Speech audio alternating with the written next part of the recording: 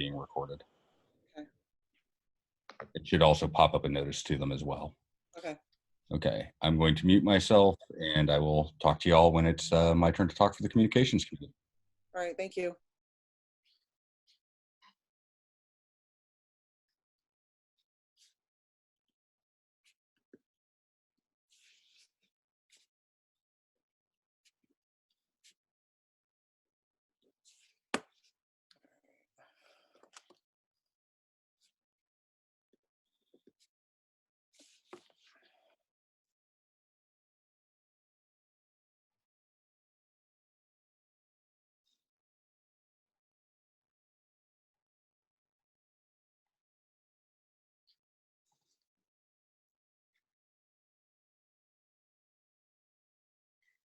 Oh, okay.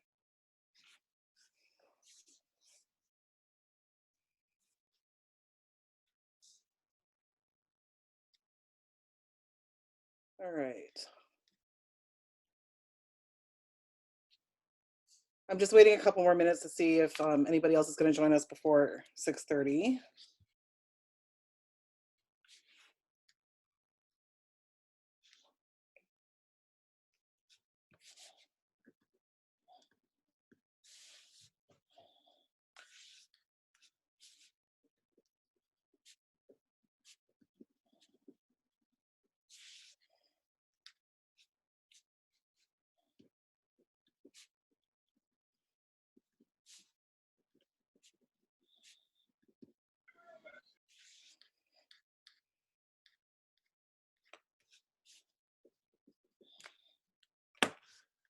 All right, good afternoon, everybody. This is the May 19th Board of Directors meeting. I wanted to read an opening statement really quick before we get started. So good evening, and thank you for taking the time to attend this month's Board of Directors meeting. Before we begin, I would like to inform everyone that we will be adhering to Robert's Rules of Order to ensure everyone has a chance to be heard fairly. Per Robert's Rules of Order, only the person given permission to speak by the president or appointed board member may speak during the meeting. The president or appointed board member has the discretion of delegating the response to someone else. When we invite homeowner concerns, comments, and questions, please speak one at a time. Before making your comments, please state your full name, whether you rent or own, and your plot number or street address so our secretary can take accurate notes. You will have a 3-minute time limit. You will be given a warning that your time is running out 30 seconds prior to your time limit. At 3 minutes, time will be called and we will move on to the next homeowner. The board will attempt to hear all homeowners' comments within the allotted 30-minute session. The board may respond as they are able, or they may need time to discuss or research a topic prior to responding. Your questions may not be answered tonight. If you wish to ask for clarification after the board responds, please raise your hand and the president or appointed board member will call on you one at a time as time permits. Since we're on Zoom, if you know how to do the raise hand feature on Zoom, then I would say use that. Per Robert's Rules of Order, only the person given permission to speak by the president or appointed board member may speak during the regular meeting. The president or appointed board member has the discretion of delegating responses to someone else. So right now I want to take this opportunity to make a quick statement before we get into the homeowner session. We will still take the full 30 minutes as agreed. Sergio and Rachel Lopez joined the meeting. All right, I got you guys in there.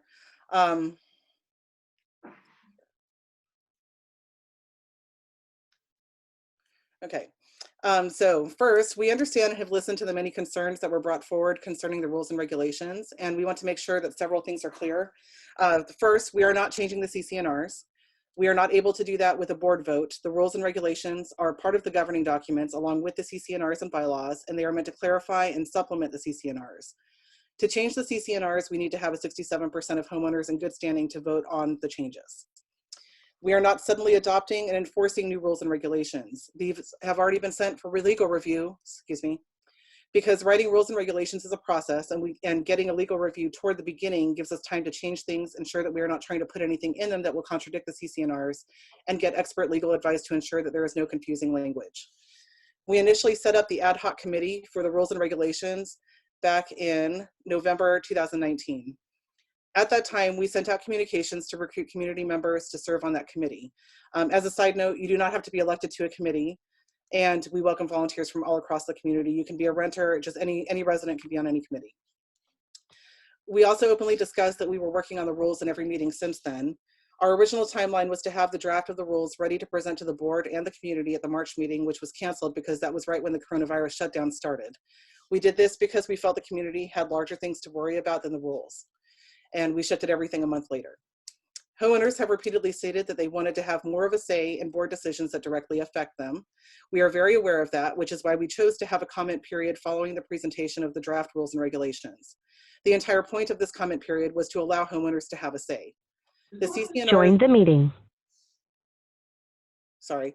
The CCNRs grants the board authority to adopt rules. Sorry, I'm letting people in as I'm talking. The CCNRs grant the board the authority to adopt rules and regulations without homeowner input, but we strongly felt that this was unfair and wanted to ensure that the community could view them and provide their input. This was done out of the spirit of fairness and community. The governor has issued several proclamations in the wake of COVID-19 concerning HOAs, levying fines and charging interest on past due assessments. We do not currently have a working fee and fine schedule, so we have not been charging fines or fees. We are not going to be adopting the rules and regulations until July at the earliest. The implementation of rules and regulations are a process. They have already undergone legal review, which will be discussed later on in the meeting. And to remove any suspicion of impartiality, we are planning on asking the lawyer to submit the final draft to the board, which will be written by the lawyer. Finally, the rules and regulations are a working document. What this means is that this document should be reviewed yearly by the board to determine whether or not they want to make any changes. None of these rules are set in stone and are meant to change as the community changes. As future boards review the rules and regulations, it is best practice to run any changes by the association's legal team to ensure that those changes can be implemented. And then in reference to questions about the lawyer, the board voted to retain Barker Martin for legal services back during the December meeting. These meeting minutes are publicly available on the website and have been on AppFolio through Great West since the day after the meeting. Barker Martin represents the association as a whole, and the board has been informed by the firm that if a homeowner wishes to submit a legal query, that it must go through the board or management, and the board or management will submit the question to the lawyer. The reason why the board needs to have a legal firm on retainer is to answer questions about the legality of any actions, provide legal reviews of governing documents, provide legal clarity in enforcing the governing documents, and more. The board recently requested a legal opinion from the lawyer because homeowners contacted board members stating that they were confused when a paper was left on their door with the details of tonight's meeting, and it seemed like the contact was part of the board. We realized that this was done in an effort to increase community awareness and out of a spirit of helpfulness, but because the verbiage was copied from the board's official communication, some owners got the impression that the contact was on the board. It was recommended that we release a statement, and I submitted verbiage to the lawyer that I felt was a bit softer and that I didn't point out any names. The lawyer adjusted that statement and recommended that we release what was sent out via email on the HOA's official Facebook page. The board always provides a summary of items discussed at every meeting within hours of the meeting's end on the official HOA Facebook page, and the agendas and minutes are always available prior to every meeting through the website. So, that being said, it is now 6:36, so we will have until 7:06 to Paula. homeowner Join session. the meeting. So let's see here. I'm trying to figure out how to unmute people. Hold on. Okay. Oh my goodness.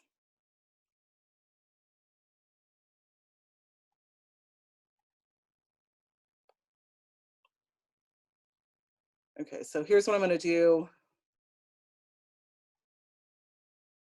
I'm trying to unmute everybody. I'm sorry. I'm not really familiar with, oh, here we go. Unmute all.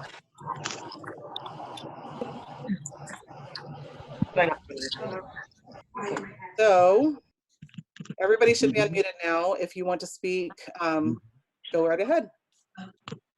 Oh, can you please state your name first so that way we can record it properly for the secretary? Yes, so this is Rachel and Sergio Lopez. Okay. First, I would like to ask, do we have a copy of the correspondence from the lawyer that we can have posted somewhere that we can see? Or can that get emailed to me, since my name was stated? Absolutely, I can do that. Thank you.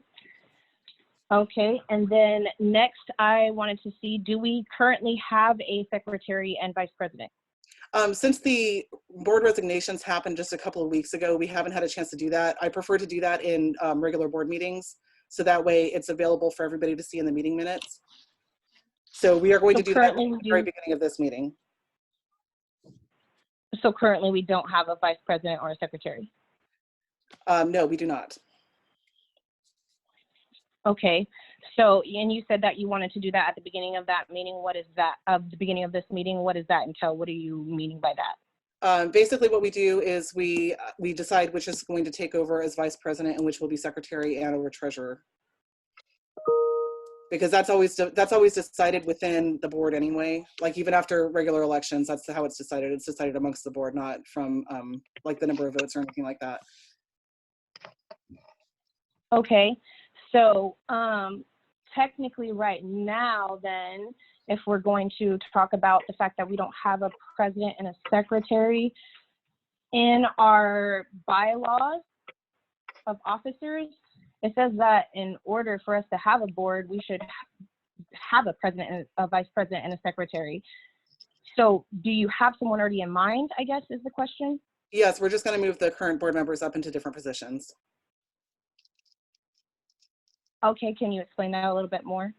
Because nobody else has volunteered to be appointed onto the board, the plan is, because I asked who would prefer to be what, and Zach will be moving up into the vice president position, and Colton will be taking secretary/treasurer. Okay. Okay, and so I actually spoke with Michelle today from the new company, and I've also been in contact with AJ. Mhm. And I was told by both of them that as of right now, because of our HOA not having anything in order with how it's determined what will be the actions taken when someone is behind on their dues, that anyone at this point in time, per the lawyer, because Michelle did speak with the lawyer today. Mm-hmm.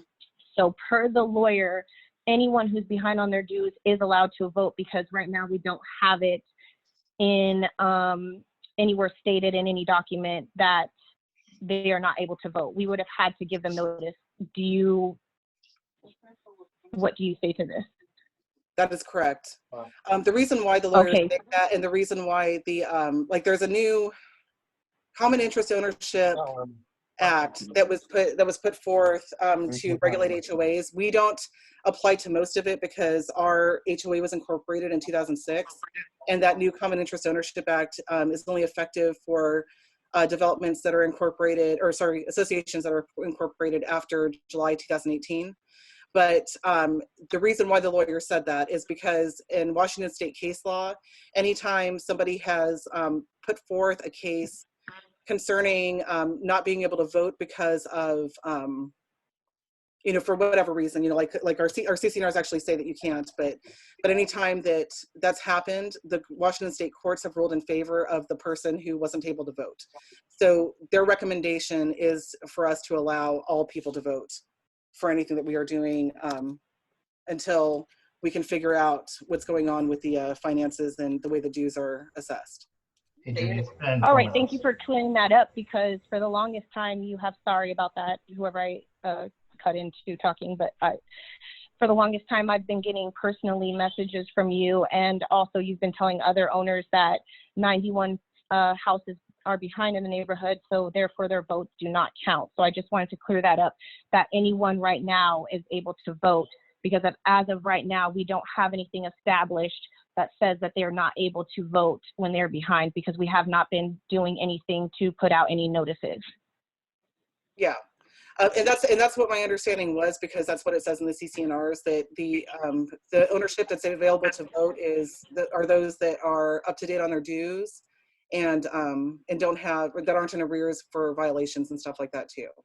So that was my understanding. But like I said, the lawyer said that, you know, according to Washington state law or Washington case law, since those homeowners who have gone to court about not being able to vote on something have generally won, to just bypass that for right now is what they're saying.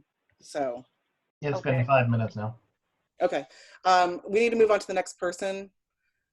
So oh gosh, I don't know. Sorry, I see you. I don't know who you are. There's a man and a woman with glasses. Oh, this is. Oh, sorry. Oh, sorry, Jenny. Okay. on Jenny's account. Yeah, I'm on Jenny's We're computer. together. This is Brian Orline. Hi, Brian. Did you say at the beginning of the meeting that only members in good standing? Did you not say that? I'm sorry. At the beginning of the meeting, you said only members in good standing. For For Voting. voting, For voting. or having a say Oh, I think I or might any have. of I'm that. sorry. That was I didn't. clearly stated. Hold on a second. So you're going back and So I Oh, gotta- okay, no. Okay, so this legal advice just came to us today. Like we haven't, like I wrote this a few days ago, but you're correct. I So feel- the CCNRs at this moment, if we were to do it today, then we wouldn't have to have 67% of homeowners in good standing to vote on those changes. But we're not changing the CCNRs. well, says you, but I got to be really honest, and I see several faces where people are making faces, but I really feel misled, completely misled. Have for a while, and I mean, and we can even talk about, you know, fake Facebook accounts and that kind of stuff, and information that we've been given. You know, it's just way out of hand, and I think at this point, I'll be honest, I want to fire the whole board. I don't think there's I second anybody's that. being honest. Okay. I second I'm that. I'm not personally attacking or I insulting, agree. but I feel like I don't feel like the board has the community's interest at their best interest or at heart. And that's my opinion. Okay. The board was voting. Hi. All right, thank you for your comment. Can we move on to the next person now, please? Like, that's nice. Bye. Well, we need to He give laughed and got everybody muted. Okay, so Oh, they who, muted? sorry, I can't see everybody if you're raising your hand. Yeah, you got muted. Who wants to speak next? Brandon walked away. This is too good. Hello, can you hear me? Yes. Hey, this is Paula Barrero. You spoke to earlier. You mentioned that you were going to post the lawyer's information or send it to Rachel. Or I'm sorry, is it Rachel or Rachel? Rachel. Are you sending it to her, or are you posting it on the HOA board so we can all have access to that lawyer? I'll post it. You should know, though, that the lawyer is retained by the association, and they've already asked that if homeowners want to speak to them, that they need to send the query either through us or through management. Thank you. Mm-hmm. Okay, then we had a couple of people who raised their hands. Yeah, the lawyers are working for them. Oh, Brandon raised his hand again. Okay, well, Chris? Hello, thank you very much. I am Christopher Avila, 2024 20th Avenue. Uh-huh. I am just here to vote towards disbanding the board. I saw it on the list of resigning and whatever that is, and so I'm just here to make sure that that vote happens. I think that we have quite a few people here, and if this is how we're going to be running our meetings, then I believe I would like to get that number counted up and that vote checked to disband the board. Thank you very much. Okay, thank you.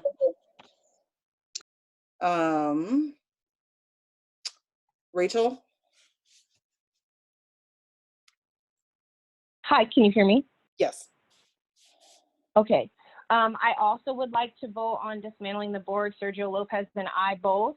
I did talk with Michelle, and this is something that's able to happen as long as 10% of the people on the meeting this evening, since you did put in the agenda to remove board members. So this is something that we can actually work on this evening. And also, if for some reason you are not wanting to work on this, I also talked to Michelle about the fact that we would be able to have 10% of a quorum and get those people to personally deliver a memo to you stating that we would like to request a meeting to remove you as well as the rest of the board. At this time, we're looking to remove Judy Mahone, president, Colton Howell, treasurer. I know you're changing those to vice president and secretary, so however you need to do that, and Zachary Moto, Sergeant at Arms at this time, I guess going to Vice President. So I would like to also motion that at this time. And so would Sergio Lopez. Okay, hold on just a second. We have 4 homeowners here that will agree with that. Okay, who's Are you speaking guys right now, gonna please? all take their spots? Who's gonna, you guys all want to remove everybody, but nobody's willing to take their places. It's a volunteer position. We already have people that are willing to sign up to be on the board and willing to go to get votes. These people have been in contact. We have someone from each street as of right now, except for 2 streets, and we are still looking, and we are willing to go out and find the 2 people on the other streets so that we have a more diverse board, so that everyone's not in one section. But we already do have people that are willing to take these positions, yes. And we would like to have it as a community vote, or the reason why we are not getting people to stand up right now is because people are not willing to be on this current board at this time. Okay. I just want to make sure that everybody understands that according to our bylaws, in order to do this, and I'm totally fine if you guys want to do this, you know, we'll make this happen. For special meetings, it shows that the president of the board may call special meetings of the members for any purpose at the request of the holders of not less than 10% of all the outstanding shares of the association entitled to vote at the meeting. The president shall call a special meeting of the members. A special meeting of the members may be held and voting conducted by mail or fax. And then under section 2.4 for notice of meeting, because this is required as well, the president of the board, when calling an annual or special meeting of members, shall cause to be delivered to each member entitled to vote at the meeting, either personally or by mail, not less than 14 or more than 60 days before the meeting, written notice stating the place, date, and hour of the meeting. And if an amendment to the articles or bylaws, removal of a director, or change in a budget which will result in a change in a Can I have 5 McChickens? Sir, I can't hear. Okay, hold on.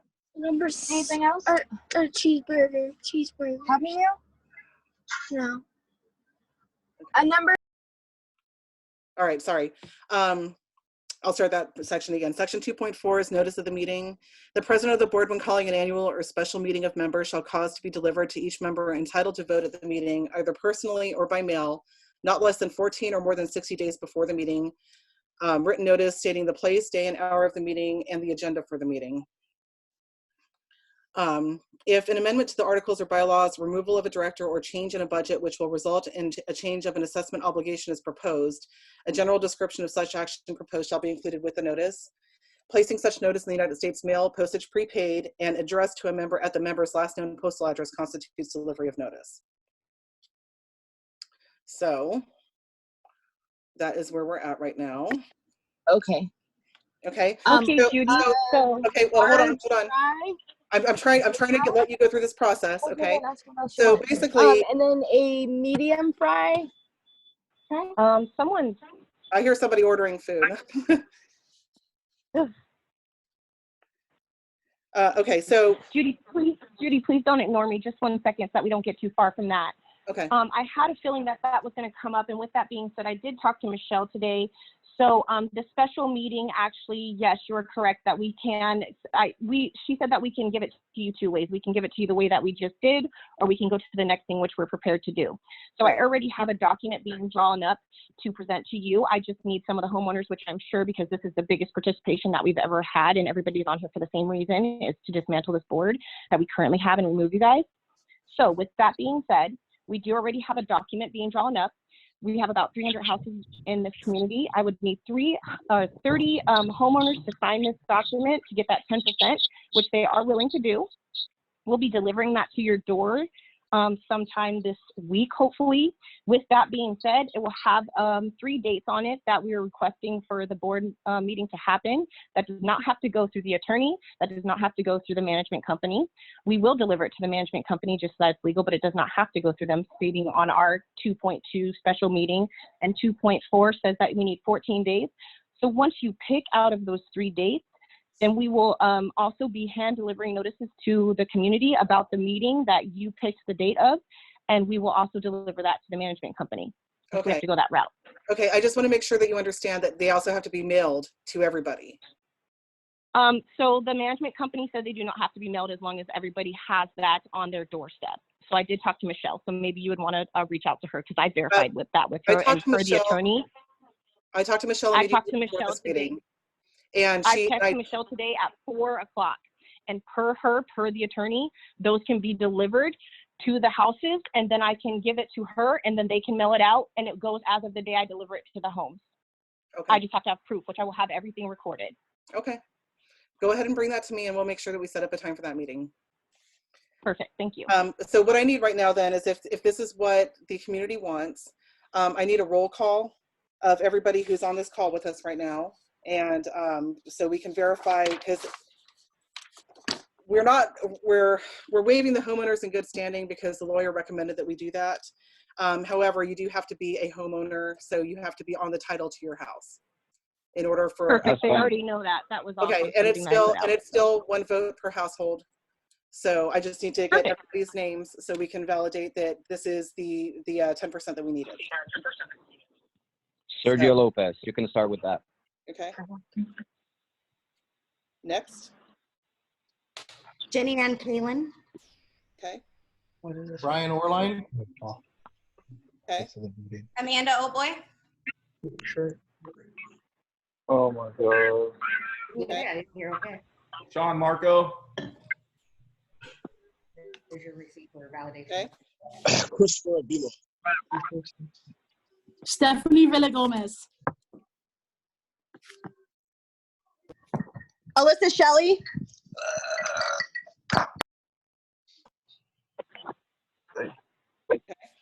Brandon Ferguson.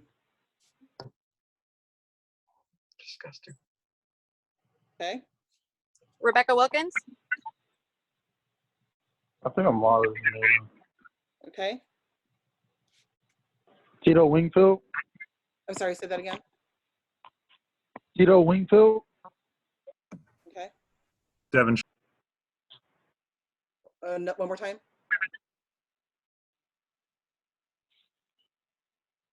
Everyone has been muted by the host. Anthony Chapman. Okay.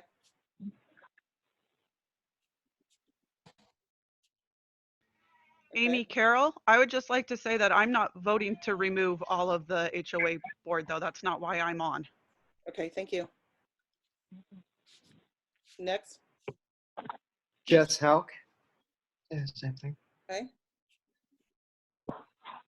And to go back half a step, Anthony Chapman is not here to have you removed at this time. I'm doing more of a roll call saying I am present.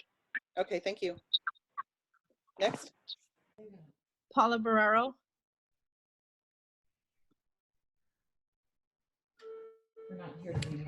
I don't know if you can hear me, but there's people that are saying they're muted. So can we check that? Because I just saw a message pop up. Yeah, hold on. I see. I'm unmuting everybody. Okay, sorry about that. All right. Okay, so Paula Barrero, next. Jess Santa Maria. Okay. Lace Smith, we're not here to vote. Okay. Debbie Walsh, I'm not here to vote. Oh, sorry, Debbie, what's your last name again? Walsh? Okay. Okay, next. You still have some people muted. Oh, I'm still getting messages. Well, I think they're, okay, hold on. Unmute all. Unmute all. Sorry. They have to unmute themselves. Okay, Melanie, you have to unmute yourself. Oh, Yeah. yep.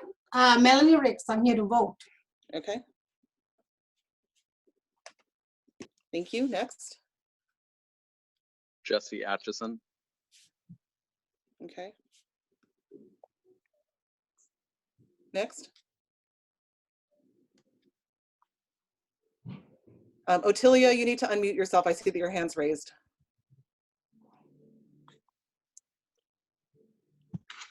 Robert Alviar. Robert Alviar, and I'm also not here to vote either. I disagree with dismantling the board. Okay, Otilia? Yes. Okay. Otilia Lomac. Uh-huh. Okay. there anybody else who we're missing? Danielle Johnson. Thanks. Okay. Adalberto Gomez. I'm sorry, say that again. Sorry, that's the legal name. Adalberto Gomez. I know that you guys know me by Albert. Okay. Kevin Ward. Okay.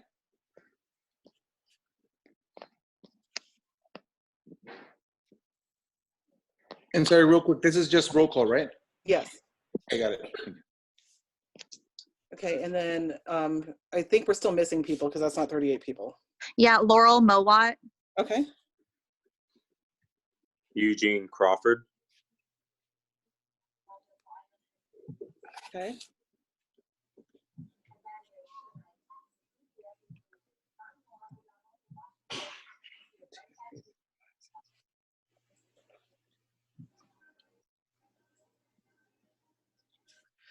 All right, we have. Can you read back everybody to make sure that you didn't miss any of us? Yeah, I have Sergio Lopez, Jenny Ann Kalin, Brian Orline, Amanda Oboy, Sean Marco, Chris Avila, Stephanie Villagomez, Alyssa Shelley, Brandon Ferguson, Rebecca Wilkins. Tito, I didn't catch your last name. Can you give me that again? Wingfield. Okay. Winfield. Winfield. Okay, got it. Anthony Chapman, Amy Carroll, Jess Hauk, Paula Barrero, Jess Santa Maria, Lace Smith, Debbie Walsh, Melanie Ricks, Jesse Atchison, Robert Alviar, Otilia Lomack, Donnell Johnson, Alberto Gomez, Kevin Ward, Laura Mowat, and Eugene Crawford. Sorry, Tatiana Robles. Okay. Devin Shaw. Robles. Okay. Did you get Devin Shaw? Yes, I got Devin Shaw. Okay. Murphy. I'm sorry, say that again? Cephas. Murphy. Okay, gotcha. Nicholas Zaharovich, I'm present, not voting. I'm sorry, who? Nicholas Zaharovich. Okay. Can you spell that for me? I'm sorry.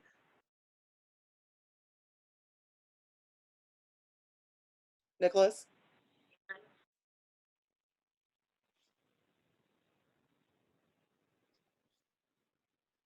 It's spelled Zaharovich. Okay, perfect. Thank you. Okay. Okay, so we have, sorry. Sorry, there's more people coming in. I need some, let's see here. I have an Aulani here.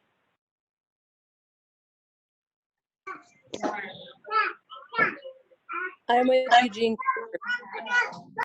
I'm sorry, can you say that again? I'm Eugene Crawford's wife. Oh, okay, sorry. Okay, I know we don't have everybody. So from the last, okay, so we have Sergio Lopez, Jenny Ann Kalin, Brian Orline, Amanda Oboy, Sean Marco, Chris Avila, Stephanie Villagomez, Alyssa Shelley, Brandon Ferguson, Rebecca Wilkins, Tito Winfield, Anthony Chapman, Amy Carroll, Jess Hauk, Paula Barrero, Jess Santa Maria, Lace Smith, Debbie Walsh, Melanie Ricks, Jesse Aitchison, Robert Alviar, Otilia Lomack, Donnell Johnson, Alberto Gomez, Kevin Ward, Laura Mowat, Eugene Crawford, Tatiana Robles, Devin Shaw, Cephas Murphy, Nicholas Zaharovich. Anybody else I'm missing? The meeting? Yeah, just Say your Do I see the Harrises on here too? We're just taking roll call right now for those of you who just joined us. Yep. Okay. And the rollbacks as well. Okay.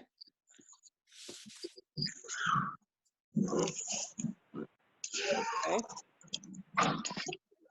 Wait, hold on. Wait, what is this? Okay. All right.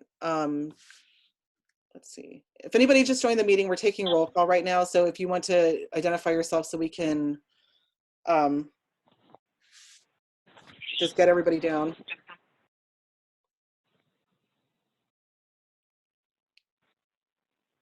Okay, hold on. I see you, Chris. Unmute myself. Yeah, I unmuted you. Sullivan. Chris?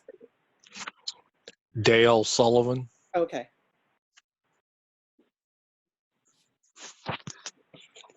Thank you very much. Okay. Is there anybody else?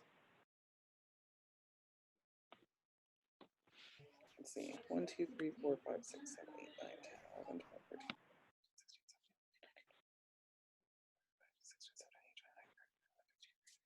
So I have 34 people and 41 participants. So who hasn't, Don't forget to count yourself on the board. oh yeah, okay. So 34, Judy, Colton. There's 7, we have 3 more, hold on. Rose, if you're trying to speak, I can't hear you. Can you unmute yourself, please?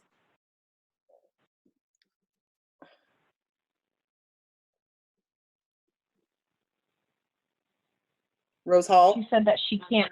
She said that she can't speak. Something's going on with her. I just Oh, got a message. It just came across the bottom. Something Oh, about okay, I she can't speak. Okay, Sorry. so, all right, so I got her now. Okay, Jonathan Utu, got it. Okay. Is there anybody else? I want to make sure I have everybody. Charlie. Yeah, I'm looking. Charlie.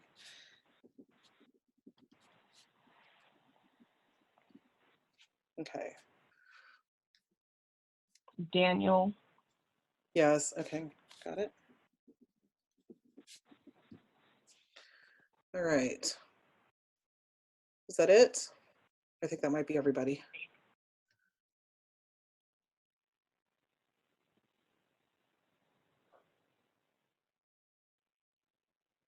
Okay. All right, so I think that's everybody. So I guess what we can do now is, because 10% of the association is 23 people, we definitely have more than that. I need you to cast your vote now for the special meeting. So I'm going to go through one by one and everybody tell me if you are voting for the special meeting or no. So Sergio and Rachel? Yes, I am. Okay, Jenny?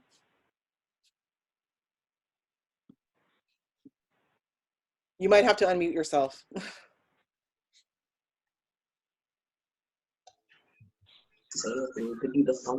Aye. Jenny? Yes, Jenny, aye. Okay, Brian? Aye. Amanda? Aye.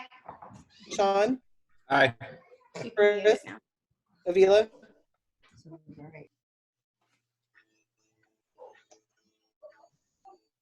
Chris Avila? Go ahead. I need your vote on whether or not you want the special meeting. Special meeting? Disband. Yes. Sorry?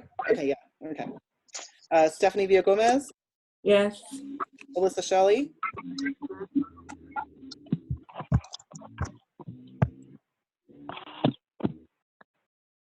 Alyssa? I think her thing is muted because there's a red flash. Okay, hold on. I unmuted everybody, but okay. Alyssa, you have to unmute yourself. Okay, there you go. I was muted. Let me. Okay. Brandon Ferguson? Yes. Rebecca Wilkins? Yes. Tito Winfield? Yes. Anthony Chapman?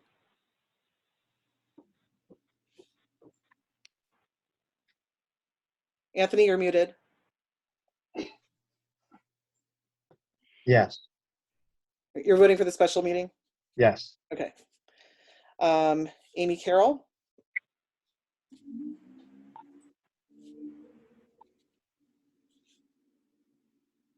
Amy?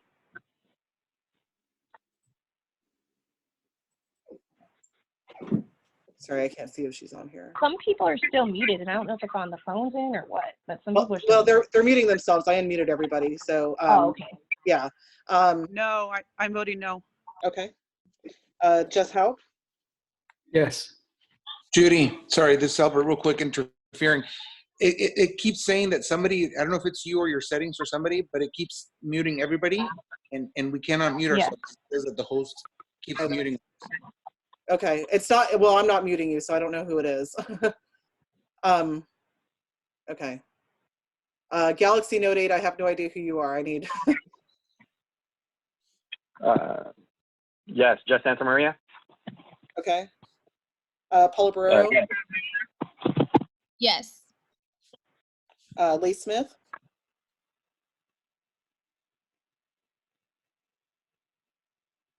That person is muted. okay. He They said responded no. in the chat. Debbie Walsh,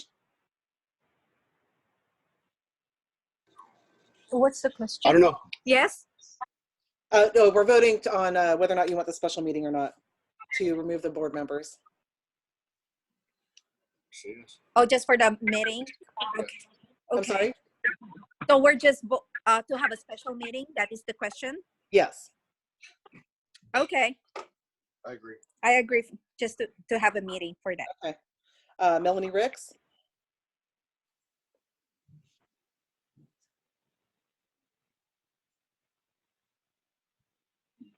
Yes. Yes. okay. Jesse Aitchison,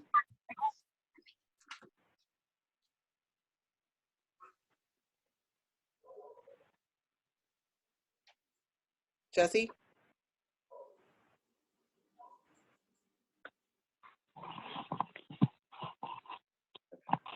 Still muted.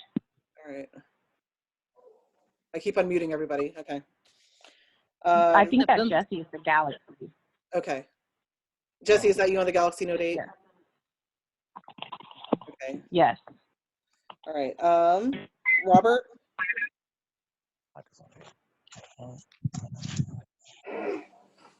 Robert,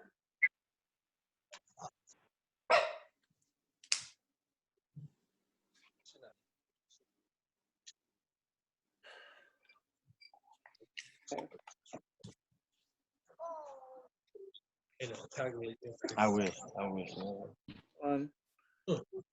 Yeah. I have PNR on here. Robert is no. Okay. Otilio Lomac,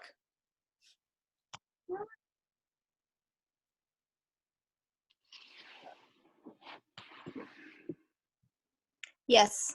okay. Alberto Gomez,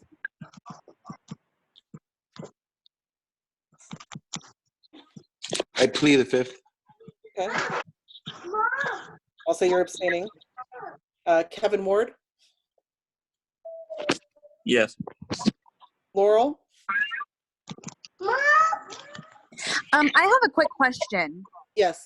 What happens then after if the board is dismantled? Then what? Then they would have to elect new board members. Okay, so it'd just be still electing new board member? Yeah. Okay, so then yes. Okay. Eugene Crawford, Yes. Tatiana Robles,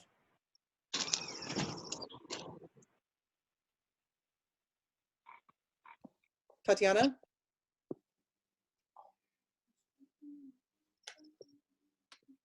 Well, I guess I'm good. Yes, yeah, just for the meeting. okay. Devin Shaw, Yes. Cephas Murphy, Yes. Nicholas Zaharovich, Yes, for the meeting. okay. Lee, Harris, Yes. I'm going with. Sorry. No, that's fine. the Rohrbecks, Crystal Ormat,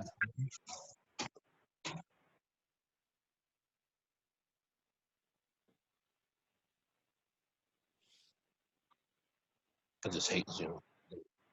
So we never use it. We don't use Microsoft. Lee, do you have the Rohrbecks there with you still?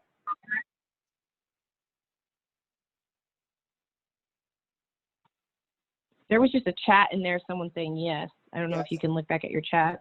Yeah, no, I'm looking at it right now.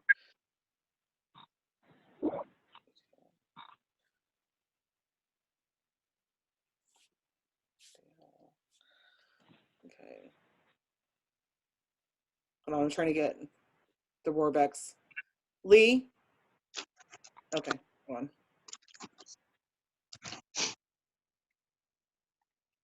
Okay, Lee, I think you need to unmute yourself.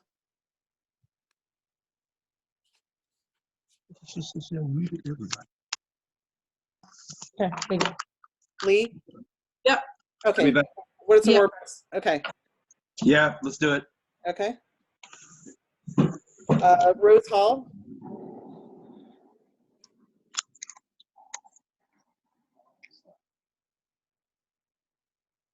Rose, if you just want to put it on the chat, that's fine.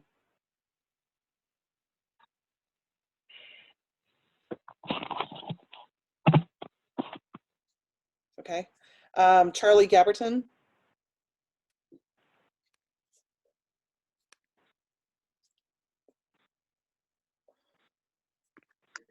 Jeez.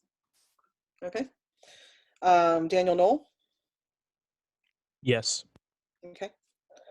All right, so I think that's everybody. Did I miss anybody at all?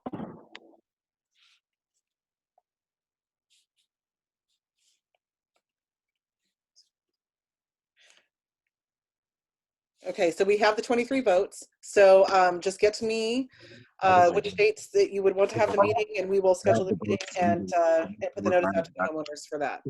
Okay. Have a good night, man. Thank you, Judy. We'll have that in writing to you. Okay, thank you. Is there anything else that anybody wanted to bring up? Just in case. 206 650 0380. All right, I'll give you a call. Did anybody have anything else? Oh, sorry, I see you. Have a great night. You know, I see you. I see you. Yeah. Hold on, hold on. Jeez. Okay. I think you might need to unmute yourself. I see you in the up there. I see you raising your hand. I can't. I tried unmuting you. There you go. Use this one. You're on there. It's saying the host is not allowing him to unmute. It just said on my computer that the host isn't allowing, but one of the things I know is on your agenda. Yes. Is talking about yard service. Uh-huh. I just want it to be known that in no way, shape, or form do I want to pay for somebody else to have their lawn mowed. Okay. Who's speaking right now? I'm sorry. Brian Orline. Okay. Would they bring a company in to mow my grass? That's what they're talking about. No, hell no. Do my own. Okay. That's stupid. Okay. I got that. I second that. If someone needs some help, we'll go Can cut their this grass. hold any decisions that they make? I don't know. But Well, it was something that a homeowner brought up, so we wanted to make sure that we added it to the agenda because it was asked. So it was not like we were planning on making that decision today or anything like that. Okay. Is there any, We're willing, but no. I'm sorry? If somebody needs help, we're more than willing to help, but I'm not paying my dues for somebody's lawn to be mowed. Well, yeah, that's what the community's for. Yeah, reach out. Reach out, we'll help you out. Okay. Is there anybody else? Okay, I had one homeowner who asked that their name be kept confidential, and they were asking if we could go over articles such as toys, bikes, basketball hoops that are blocking sidewalks, so people can't walk down a sidewalk without having to go into the street to pass. It was stated that a lot of us have younger ones we walk with, and they ride their bicycles, so this becomes a hassle and dangerous. So they just wanted us to bring that up to the board. And everybody knows. I will say that. Is that just a personal message that you just received, or is that on the agenda? That's a personal message that I received from a homeowner who wanted to stay anonymous. Okay. She didn't want it added to the agenda. She just wanted it brought up during this portion of the meeting. So, okay. But yeah, so basically, we have to follow ADA guidelines in terms of whether or not the sidewalks are blocked. One of those things is that, like if somebody had a wheelchair and they needed to be able to go down the sidewalk, they need to be able to do so safely without having to go into the street. So if we could just, be neighborly and make sure that we're keeping all of our toys and stuff like that off the sidewalks. I know I'm constantly yelling at my kids to take their toys off the sidewalk too. So, so if we could do that, that would be ideal. And then I think that's it. Is there anybody else who had any comments or concerns that they wanted to bring up? Okay. Lee, go ahead. Hi, yeah, this is Rand Harris, Lee's husband. If we're gonna talk about not leaving toys and stuff in the sidewalk, we should probably make sure people aren't parking their vehicles in the sidewalk as well. Okay. I work second shift and I leave middle of the day. I see cars parked on the sidewalk. I come home late at night, see tons of cars parked on the sidewalk, blocking the sidewalk as well. So if people want to bring that up, we should bring that up as well. Okay, I got it. Okay, is there anything else? Okay, so we are going to move on to the regular meeting now. Albert wants to say something. Oh, sorry. Go ahead, Albert. Thank you. I was muted. I couldn't unmute myself. Okay. So is there a possibility that we can make or ask the city to, the part that's right behind us, the pines and all this, that's no man's land, if we can do something like a trail or a walking trail or a biking trail or something for our kids to be able to use their ATVs probably, and that will solve that issue.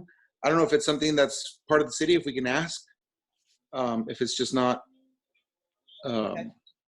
and I'm sorry, I'm talking behind 203, so behind on that side where the pines are. Okay. That is something that we could definitely look into. So I'll put that as an action item that we'll research whether or not we can turn any of our common areas into a track or something that we could use to ride off-road vehicles.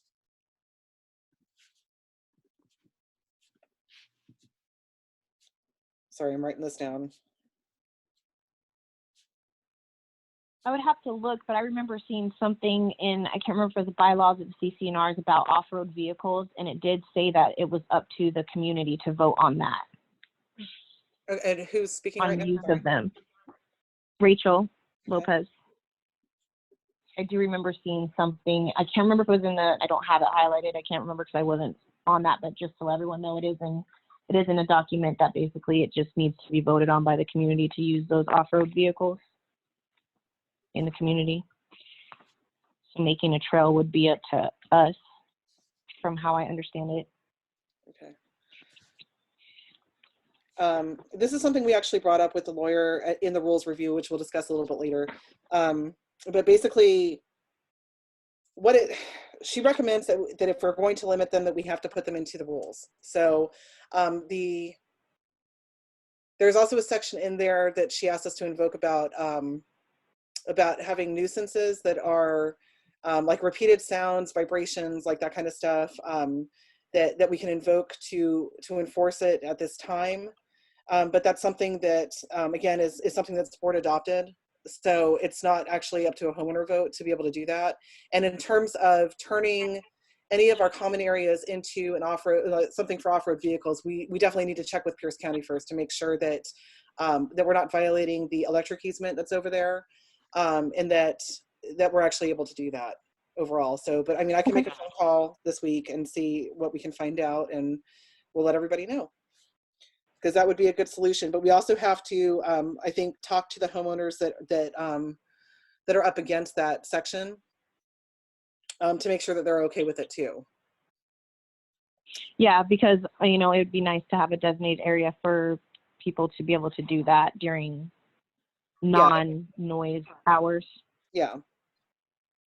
Okay, so that's something that I'll bring up to Pierce County. Like I said, that's an action item for us. So we have to contact Pierce County. All right. Okay, is there anything else? You got Brian Orline has something for you. Hold on. Can you hear me? Yep, I can hear you. Okay, so we can talk about decibels and vibrations and all that stuff. Then we would have to make sure that we would include any car stereo any car with loud exhaust, any of that stuff. We live on the road where everybody comes in, and we understand that that's part of being in a neighborhood. If I didn't want to have to listen to that stuff, I'd move out in the country in an igloo. Part of the other thing that I want to point out is that the board quite often quotes RCWs and talks about enforcing the law and all that stuff. The board are not policemen. They are not cops. We don't have the power to enforce laws. And let's make it very clear that in the state of Washington, the decibel meter is 97 decibels, but that's not even done by traffic cops because they don't carry meters. So unless you're willing to carry a decibel meter out there and say that my dirt bike or my motorcycle or my car is over 97 decibels, at that time you become a police officer, and that's not right, because cops don't even enforce that. Okay, that's something that we're going to address when we get to the rules portion too. So, is there any? Yeah, is it kind of a moot point to do the rules portion at this point because there's a vote for a special meeting? Well, since the special meeting can't occur until at least 2 weeks from now, I think it would be prudent to move forward with board business. I disagree. I'm sorry? I disagree. I don't understand what the prudence would be, because if the board's off the board in 2 weeks, then what would be the point of even having the rules being brought up today? Well, that makes no sense. I understand what you're saying, but the votes haven't happened yet, so we need to move forward with board business to make sure that we're still moving forward. Yeah, but we got a majority vote saying that the board should be disbanded. I understand what you're saying, but that vote has not actually happened yet. You guys have voted to have a special meeting, which we are going to set up. Yeah, so I understand that. So I should don't see we any just, since we have difference everybody from- on the, since we have everybody on the phone right now, go ahead and try to lock down a day, since we need to live by this 14-day thing so that we don't have any issues? Okay. Can we just do the Tuesday of the night? I mean, if you want to, we can. I thought you were going to come to me with like 3 different dates, though. Well, we can go ahead and get this in writing to you as well. But if everybody is okay with this same time, Tuesday the 9th at the same time, then since this kind of worked out for everyone, I mean, that's 2 weeks from now. This way we can get this expedited. Okay, the notice actually not the night. The notice the actually has second. to arrive at everybody's houses 2 weeks prior to the meeting. There's no possible way for that to happen right now. I'm sorry, I didn't hear you. The notice, like the mailed notices, have to arrive at every homeowner's house at least 2 weeks prior to the meeting. So if you have it 2 weeks from now, that won't happen because it takes 3 days for mail to get through. Okay. So perfect. let's do then 4 go ahead weeks and from do now. Tuesday yeah, let's do, or 2 weeks from now is the 2nd. So we would, if we do the 9th, that's 3 weeks from now, and that gives us enough time to deliver those tomorrow. Okay. And still be within the time frame. Okay, so you're So if saying we all want to vote on the 9th at June the same 6:30, Tuesday the 9th at 6:30 is what I'm voting for, yes.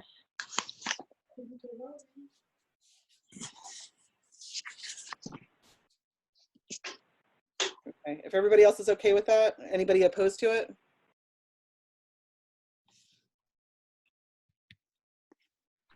We do have someone working all day on that day.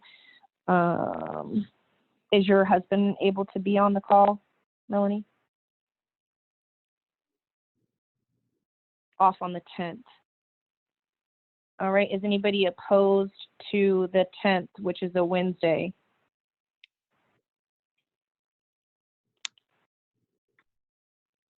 Okay, so then let's shoot for Wednesday the 10th at 6:30. And we'll get those out to everybody. Okay, the notice has to, okay, I will, do you want me to let management know to send out the notice for it? No, that's okay. I'll get that out to everybody and then I'll send it to management. I'll send it to Michelle tomorrow as well. This is Albert. Sorry, I have a quick question. Yes. I don't want to start any riots here or anything, but I just had a quick question. I thought that the whole thing about dismantling the board is because they're not communicating. Well, I just heard earlier, and I can't remember who said it, that they already had a board of themselves, that they just didn't want to be part of your board, but I've never heard any of that. So how is that gossip, for lack of a better word, happening without all the community members knowing about it? Because I didn't know about it. So we don't have a board that we have already selected, but we have people willing to step up into the position. But if other people are wanting to put their name into the hat, they are more than welcome. But when the question was asked who would take over, because nobody was willing to take over, it was stated that people have already come up and said, I would be willing to be on the board. I would be willing to be on the board. I would be willing to be on the board. So then that way we know that we have people that we can put on those ballots. Not that it's been pre-elected. No one's been elected. Nothing has been put into place. It's just, we do have people willing to step into those positions because that was the question asked. Got it. Thank you. Okay, Amy has to be unmuted. I just want to know if all of you guys want new board members and you don't like the rules that are already in place. This board member didn't make up this rules. Are you guys going to change the rules or are you going to enforce these? Because you can be sued by people in the community for not following the rules. I work for an attorney. I know you can, so don't tell me you can't because you talk to the attorney. I know you can. So we do know that there needs to be rules. It's much more than just the rules that is bringing this about. There's a lot of different situations of, for a lack of better words, lies and not transparency being going around the neighborhood. Have you guys and noticed how more transparent they're trying to be than the last board? The last board, the president didn't even live in the neighborhood or have any meetings whatsoever. Okay. Are you guys going to have meetings every month like them? So I'm not one that's going to be on the board. So once we get that all established, if that's something that the community wants, I'm sure that that can be something that's done. As far as the rules and regulations, Judy herself did tell me that she adopted those rules from Autumn Wood. She told me that herself. We spoke over the phone. CC&Rs and all the rules when we moved in. No, she's talking about the rules and regulations. You got the bylaws and the CC&Rs. You did not receive these rules and regulations. These are actually rules and regulations that Judy herself told me on the phone she got from Autumn Wood. She adopted from there. If I could respond to that really quick. The reason why I copied them from Autumn Woods is because, first of all, they're only 3 miles away from here. They're in the same county. They're in the same city. They have CC&Rs that are almost identical to ours. So that's the reason why I copied them. The sending them in for legal review. The only thing that's different about this community and that one is that we have private roads. It's still a pretty packed in community like we are, with a lot of different people, from a lot of different walks of life, that kind of thing. So basically I didn't feel that there was any sense in reinventing the wheel. I mean, those are rules that have worked for that community for a long time, and I tried to adjust them for this community. Like I said, we had that comment period open so that way we could get homeowner input. We got that homeowner input, and we've actually applied a lot of it too into the rules. And like I said, they've already been sent in for legal review, and we'll be talking about the summary of the legal review a little bit later. So, but for right now, I think we need to, if anybody doesn't have anything new to talk about, I think we need to shut down the homeowner session so we can move on into the regular meeting, because until the vote happens, people are wanting to speak, but they're saying they're muted. Okay. Just wanted to point that out, just in case. All right, I keep unmuting you guys. I'm not trying to keep you muted. Let's see. Okay, so Penny, I see your comment. If you could email me, I can get you the information that you need. Okay. And then, and Melanie, can you talk now? I keep unmuting everybody, so you might have to unmute yourself. Welcome to the community, by the way, Penny. Oh, thank you. Yes.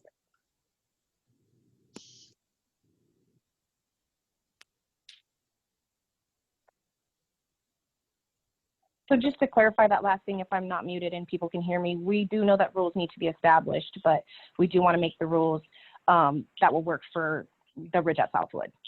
Okay. Okay, Melanie, I tried to unmute everybody. It's not unmuting you. I think you have to unmute yourself.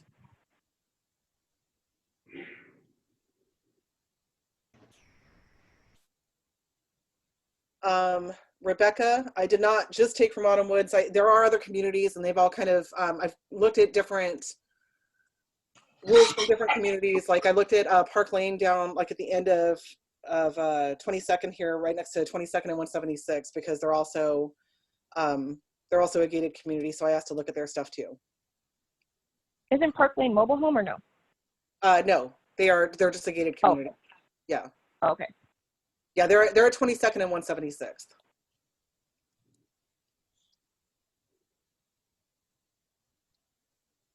Still waiting for Melanie to.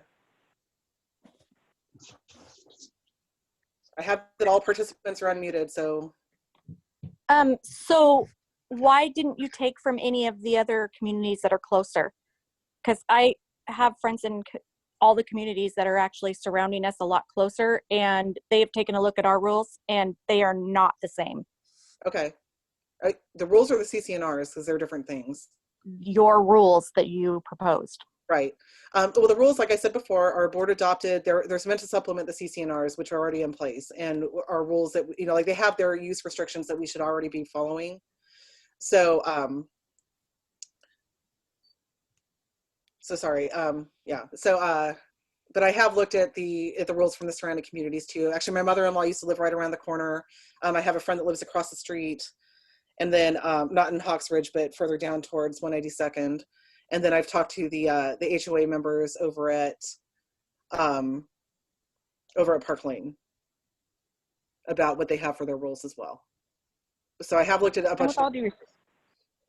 And with all due respect, we do understand that it was trying to be something that was made as easy as possible, but we heard a lot last meeting about California and about other homeowners associations as well and everything, but that doesn't mean that that quite fits into our homeowners association. Okay. All right. So is there anything new?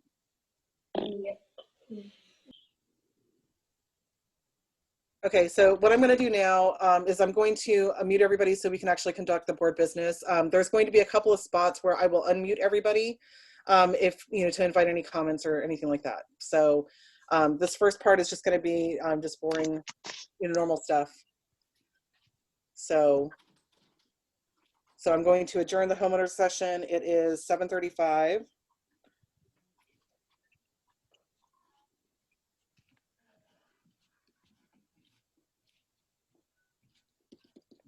And then I'm going to call the regular meeting to order at 7:35.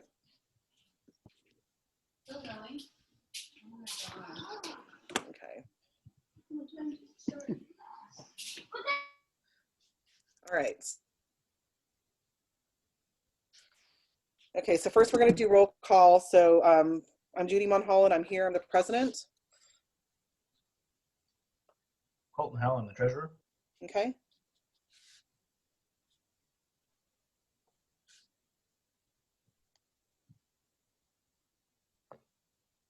Zach, you have to unmute yourself. Zach Armato, Sergeant at Arms. Okay. So we have quorum. Okay, so we need to discuss the board member resignations. Fred is moving, so he resigned from the board, and Amanda also resigned from the board. So we have two positions that are open for appointment right now. At this time, I would like to move Zach into the vice president spot, and Colton will be the secretary / treasurer because we need to have both.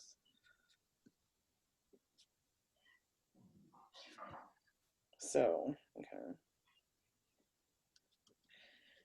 And then if we have, if we are able to make any appointments from, you know, here forward, then we would be able to, we can adjust things around if we need to then too. So that leads me to the call for volunteers. If anybody is interested in serving on the board, this is an appointment at this point. So this is not a vote, and this is under the bylaws is the board having the authority to appoint members to serve out the rest of the term. So both Fred's and Amanda's terms were up in September. So that's basically how long any appointees would be serving would be from now until September. So, okay, so consideration of agenda.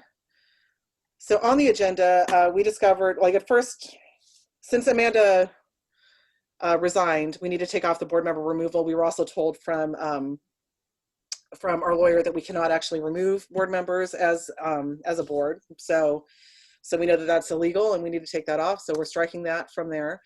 Zach and Colton, is there anything that you wanted to add or take off of the agenda? No. Okay.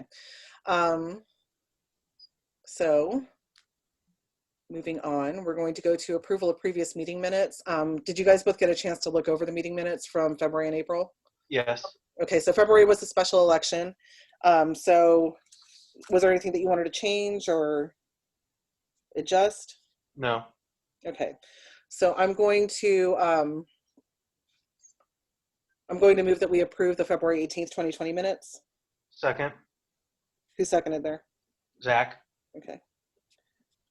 All in favor? Aye. Aye. Any opposed? Okay.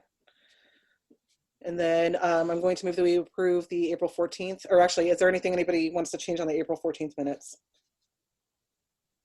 No. Okay.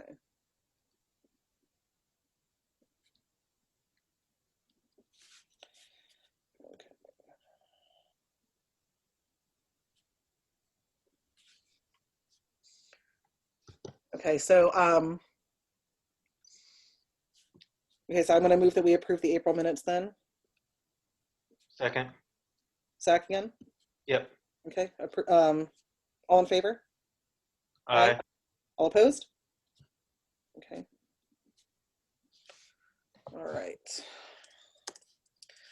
All right, so now we're at our financial statement review. So what we have is $53,000, $418.18 in our operating funds. Our monthly income was $5,559.88. Monthly expenses were $4,345.30. Year-to-date income is $49,668.19. Year-to-date expenses is $27,742.90. Year-to-date net income, just a second, is $21,925.29, and the reserve balance is $122,209.74. There was $7,325 transferred into the reserve account in March, so that's like the one big item that came out of the operating funds. According to the reserve study, we should be depositing a little over $4,000 per month to fully fund the reserves. There's an alternate schedule that we can use too, but if we want to get those reserves funded, that would be the way to do it. Collection and delinquencies review as of April 30th. Total debt, and these are people who have their accounts showing as 30 days plus past due, is the total of $78,030.88, equaling to 78 units.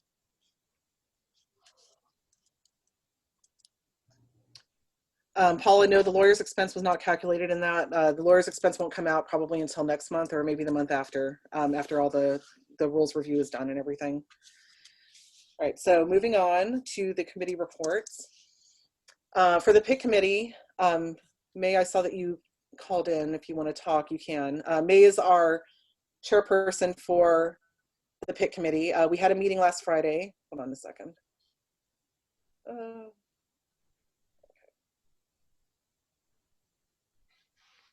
May, did you want to say anything? Nope, everything's good on my side. Okay. All right, so we had a meeting on Friday to discuss the proposed rules, legal review notes, relationship to CC&Rs, and consistency in approving and denying applications.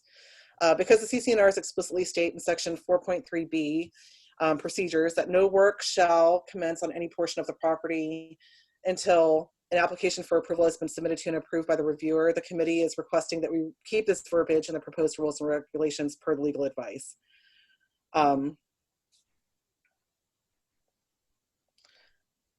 This will not apply to changes to the interior of any home, only to changes to the exterior of the home and the property for both front and backyards. We discussed coordinating with Pierce County permitting for certain applications due to the nature of the lots in the neighborhood, the slopes, and how they how changes on any individual lot may have negative effects for their neighbors. And then also, if anybody wants to be on the PIC committee, then just let us know and we'll get you set up. And like I said, everybody can,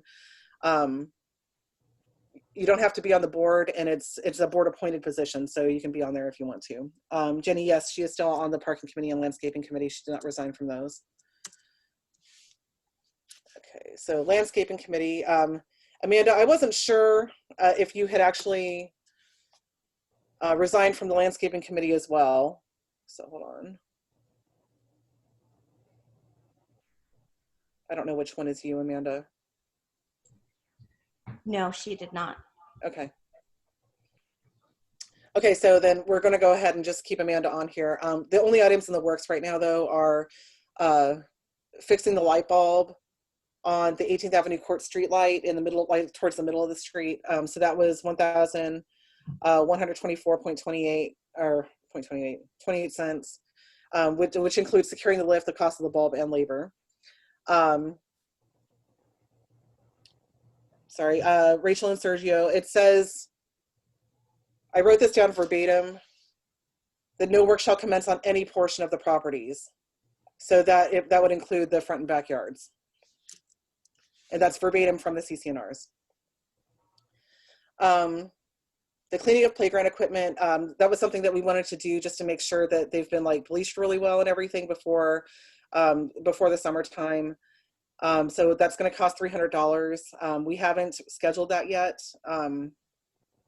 We're kind of holding off on a lot of things until a management transition because we don't want to spend any money like while we're waiting for all the money to be transferred over into accounts for the new management company. Next is irrigation repairs in the parks, which is the cost ended up being $2,033.15. A few of the sprinkler heads were damaged, need to be fixed, and there's an issue with one of the lines leaking water onto a homeowner's property, so the line needs to be capped. Again, that hasn't been approved yet. So we're just waiting for the transition to happen before we start approving funds and stuff like that. And I want to point out too that we always try to make sure that we approve spending during regular meetings. So, and then finally, retention ponds, they have to be mowed. This is a Pierce County requirement, and it's the same that we paid for the retention pond trimming for last year after receiving 3 bids. So that's $2,500 to trim both of the retention ponds at the beginning of summer, and then we would do it again at the end of the summer. So that's everything for the landscaping committee.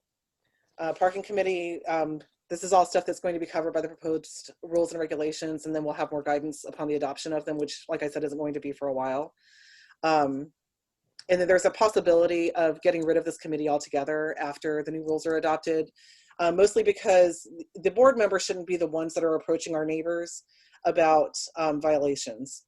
That's stuff that's what we hire management for, and that's what management needs to handle. So that's the hope, is that we won't have to have a parking committee, and that we'll be able to just have management handle all that stuff. Okay, so next is communications committee, and Paul, did you want to speak? Yeah, so I'm Paul Monholland. I'm the chair of the communications committee. The big things that we have going on, besides obviously a call for volunteers, because we'd always like to have more people helping to communicate.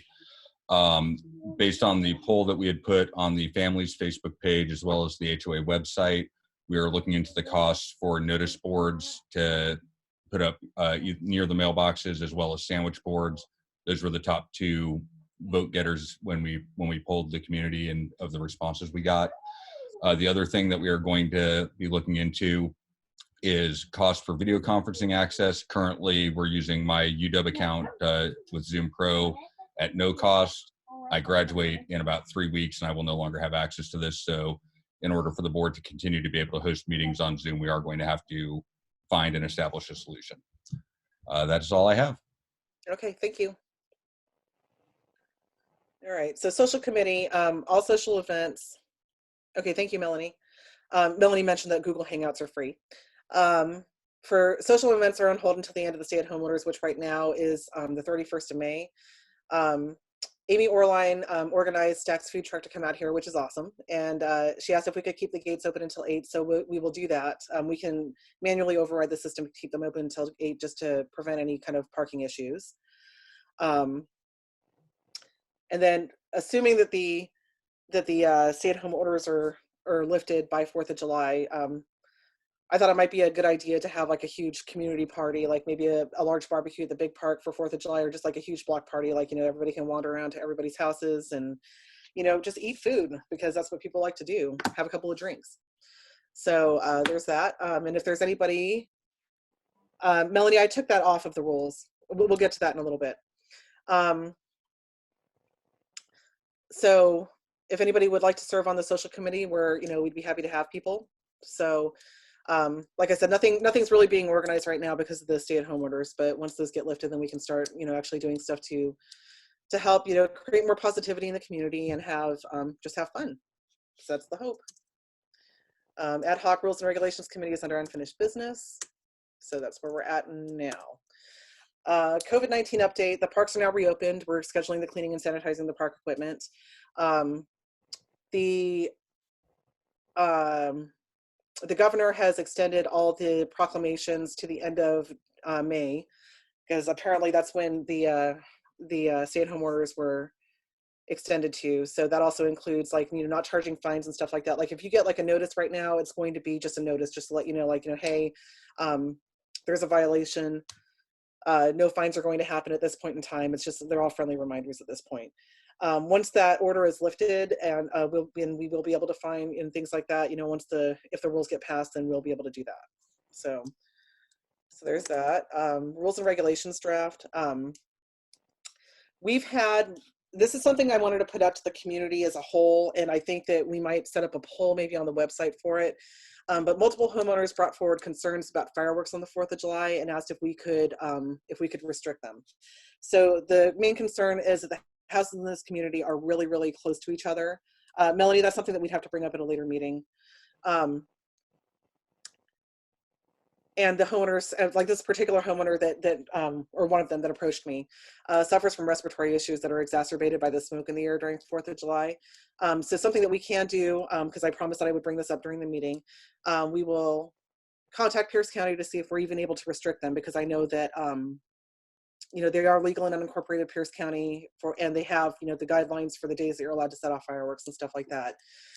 Whether or not it would be enforceable, and like I said, a possible neighborhood poll. So if we want to have a poll to do that, you know, like, would you be for or against restricting fireworks? You know, we'll put that up on the website and see what we can do there after we get in touch with Pierce County. And then next is the legal review summary, because we did get the legal review back from the lawyer. So enforcement in general, the board is granted broad authority to enforce violations on the entire lot, not just what can be seen from the lot lines. So we are able to limit the board's authority for landscaping enforcement. The lawyer does not recommend that, because if a neighbor takes offense to something that's in your backyard, it should be enforceable, because otherwise they have to deal with it. You know, that's part of living in an HOA, is that you're close to your neighbors, and that we want you to be able to live in your house peacefully and have a pleasant surroundings, basically. So, you know, for example, if a neighbor was dumping trash in their yard, you know, we should be able to enforce that. Because if we can't, then, you know, all we're going to do is,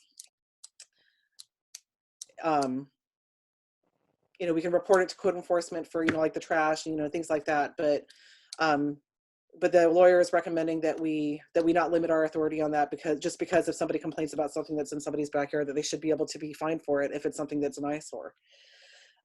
Incorporation of city laws. This was something that we had in the rules, and were in the rules that the Tabitha actually put forth too, because we actually copied and pasted that exactly from the rules that Tabitha had put in, because she cited I think it was the Pierce County Code concerning that. So it's not recommended that we use that as a basis, or it's not recommended that we actually put the rules word for word into our rules. Since the statutes do not apply to private roads. But if we decide to adopt portions of the county and state statutes, we are able to enforce those. And there is no possibility of getting fined by both the HOA and the sheriff. The enforcement would be by the HOA alone. So there's that. For rentals, the legal team recommended that we take out a very large portion of the section regarding rentals and restrictions regarding rentals. She questioned whether or not we could limit the number of rentals in the community, because the CCNRs explicitly state multiple times that the board has the authority, but it's not common. And case law in Washington states that rental restrictions must be in the CCNRs. So, so the lawyer stated that since our CCNRs give the board the authority to limit rentals, we're likely exempt from that. The question that we have then becomes, what is an acceptable amount of rentals in the community versus a homeowner, you know, or homes that are owned by the individual that's living there. So, so that's something that we can talk more to the lawyer about. We're going to have a conference call with them after the 1st, because we wanted to make sure it was after the transition happened, and that's something that we'll bring up with them. Next is The eviction portion needs to be taken out since Washington state law governs when a landlord can and cannot evict. And we also cannot place limitations on who is allowed to rent within the community. If state law and the Fair Housing Act says that the landlord cannot discriminate against a particular individual because of their past, we must allow them to rent to that individual. They also recommended that the rules state that the community will not allow leasing for less than 30 days, which effectively ensures that like Vrbo and Airbnb rentals are not allowed. The reason why we wanted to limit those in the first place is because I think that, well, I don't think, a lot of people think that there's a security concern there in terms of those, the people who are staying in the Airbnb needing codes, you know, to our gates and stuff like that. And we can't really vet the people that are staying in those types of rentals. For variances, and this is something that was kind of disappointing for us, the board wanted to be able to provide variances to rules on a case-by-case basis, but legal stated that we are not able to do that. This is because there is no way to ensure impartiality. We can't, if we do it on a case-by-case basis, you know, we open ourselves up to favoring some people over others, and we don't want to do that. And a uniform standard needs to be applied. The opportunity for variances needs to be added as an amendment to the CCNRs, which requires that 67% vote of homeowners in good, or strike the in good standing part. Like I said, I wrote this before we heard from the lawyer today. And then the board will ask the lawyer if we can devise a written standard to ensure that variances are granted or denied in a uniform way to allow for variances, because we do think that that everybody has special situations that apply to them. And if something happens and they're getting a violation for something that, you know, like let's say you have a corner lot and you're getting dinged for something that's, you know, that you can see from the road just because you're on a corner, but not necessarily everybody would see if you were on a different lot because that corner would have been hidden otherwise. So we want to be able to provide those variances, but we need to discuss with the lawyer further how we can do that, because we want to be able to make sure that we're taking everybody's personal lives into account. So there's that. Sorry. Parking. The lawyer mentioned that there was problematic language in terms of limiting what is in any homeowner's garage, because we cannot limit what is inside people's houses, which is not what we were planning on doing anyway. I think the bigger concern was that we were worried about making sure that people were parking in there, because it says in the CCNRs that the cars must be parked in the garage and the driveway before parking on the street. One of the things that we want the lawyer to clarify is how to define the available space in a garage, because we tried to do that and we obviously failed at it. So we want to ensure that the rules are reasonable and that nobody's going to be looking inside your house, basically. The board cannot tow cars immediately if the cars are parked within 5 feet of a driveway unless there are signs posted to that effect throughout the community. So in the past, and this was something that was in the previous rules too, was that if somebody was parked, you know, within 5 feet of your driveway or blocking your driveway, that you would be able to call and have them towed immediately, and we cannot do that. The board is not able to grant automatic variances for houses with one-car garages. This is not considered equitable, and the lawyer specifically asked us, the declaration provides that the vehicles shall be parked in garages and driveways, as there no room on driveways for one-car garage homes. What we're going to talk to her about is the fact that the one-car garage homes have 3 bedrooms. So, and most of the houses in this community have enough parking for the number of bedrooms in their house, which is why we wanted to be able to provide that one car on the street variance for the one-car garage homes. And then the local and state statutes do not apply to private roads. However, the board is able to adopt any of the local traffic and parking laws into the rules, which are enforceable by the board only, not law enforcement. So, and that was something that we mentioned in the last slide. For off-road vehicles, over the past month, the board has received 16 separate complaints about dirt bikes and ATVs ridden on the road. The board also received complaints about the same issues in February. So the legal team advised the board to invoke the nuisance section of the CCNRs, which states, no noxious or undesirable thing, activity, or use of any lot in the property shall be permitted or maintained. So there's that. That's the pertinent portion of that section. The legal team also recommended that we add a section to the rules that addresses this specific issue. Due to the number of complaints the board receives at any time there is an off-road vehicle operating on the streets, we are planning on adding that section to the rules. These are examples of the different complaints that we've received. And like I said, this is, we received a bunch on Friday, May 15th. So I just want to make sure that everybody gets a chance to see these. I blacked out any identifying details for those who put their name as homeowners or wanted to be anonymous, because I want to make sure that we protect their identities. So there's this, and then the next page, just to give everybody a chance to read them, and I can make these slides available later as well. Rachel, all this stuff is actually in the rules that we had, or they're in the rules because she wrote notes and track changes on there, so I can put that up for everybody to see. So, and then we have one more page here.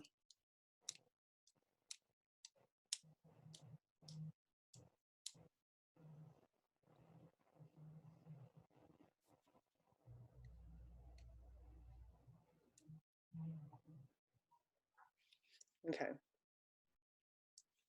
And like I said, I'll post these slides up on the webpage as well. So the next steps that we're going to take here, the board's going to participate in a conference call with the legal team and the new management company after June 1st to clarify some items a bit more, make sure we're following legal guidance. And then we're also asking the legal team to draft the edits instead of the board to ensure that there's impartiality and adherence to the law. Once a new draft is available, it will be available to homeowners to view. This is probably going to be the final draft, though, that gets that is sent to us from the lawyer. So we have adjusted based on homeowner feedback after receiving a great deal of feedback from the community, which was really welcome, and I'm glad that everybody felt that they could come to us with that. Because this draft will be the final legal draft from the lawyer, our ability to incorporate any feedback after that will be limited. Like I said before, it's not likely that we'll adopt the rules until July at the earliest. And once the rules have been adopted, there is going to be a 30-day period before enforcement begins on the new rules, assuming that COVID-19 has all the restrictions have lifted for that.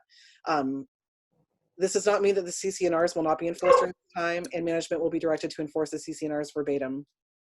The board of management will follow all proclamations set forth by the governor during COVID-19 concerning HOA governance. So with that, I'm going to go ahead and unmute everybody. So if anybody has any comments, let's try to keep it to as quickly as we can. Okay, so everybody should be unmuted. Or if you prefer to talk in the chat, that's fine too. Oh. Can I talk? Nobody. Can you hear me? Nobody. Yes. So I dispute the validity of some of those complaints, as one of them was what we've already discussed. I never received a reply back in email where I had debunked the one from the realtor and given you the realtor's information to show you that that was absolutely false. Okay. That's all. Okay. It's all bullshit. Anybody else? Go ahead, Rachel. We're cussing. Wait.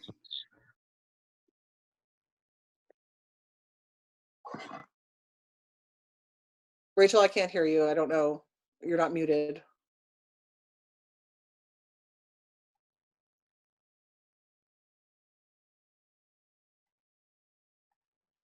I don't know what happened there.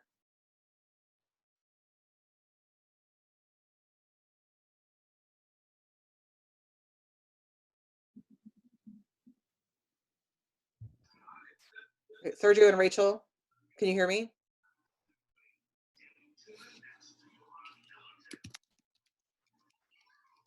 We can hear you, but apparently you couldn't hear us. Okay, now I can hear you. Okay, go ahead. Yes, I was just wondering, because in my chat I was asking for the correspondence from the lawyer, because you keep referring to that the lawyer is telling you this stuff. Is this over the phone, or is there an email or a memo that they're answering your questions to? And is there any way that we are able to see that so that there's no question that it's just something that we're hearing from you? Yeah, no, for the rules, all that stuff is in the actual document that we sent to them. They just did track changes in it. So that's all, her comments are all in there that way. So, and like I said, I can release that. That's not a problem. Her comments are all just written on the actual page that you sent her. Is that what you're meaning? Yeah, it's in track changes in Word. Okay, does it have any stamp from the lawyer or anything, or is there any way that we're going to be able to tell that that is from the lawyer? Yeah, it has. Well, it has her identifying number or whatever it is from for whatever she uses in Word. So, but you can tell who which comments are hers and which ones are mine. And are you going to be putting that on the HOA page? Sorry. I'll be putting it on the website. Okay. And I'll link to it on the HOA page. Okay. Okay. Okay. Anybody else? Yeah, because I don't know what the website is. Thank you. Okay. Anybody else?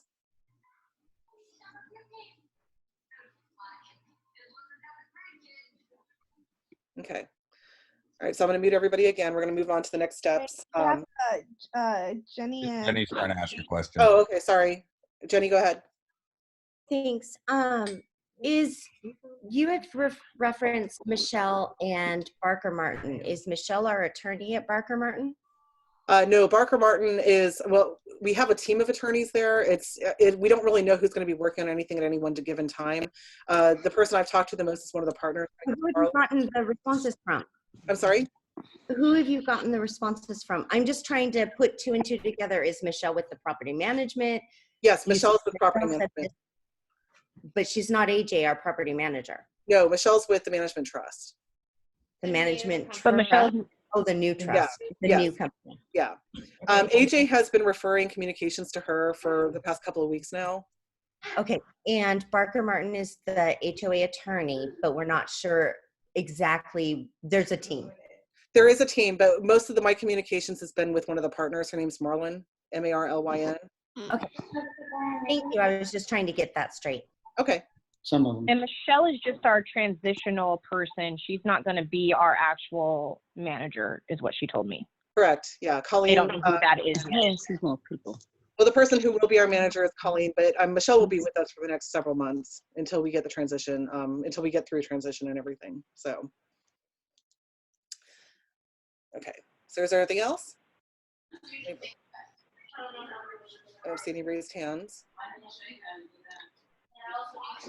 Okay, so I'm going to go ahead and mute everybody and move on.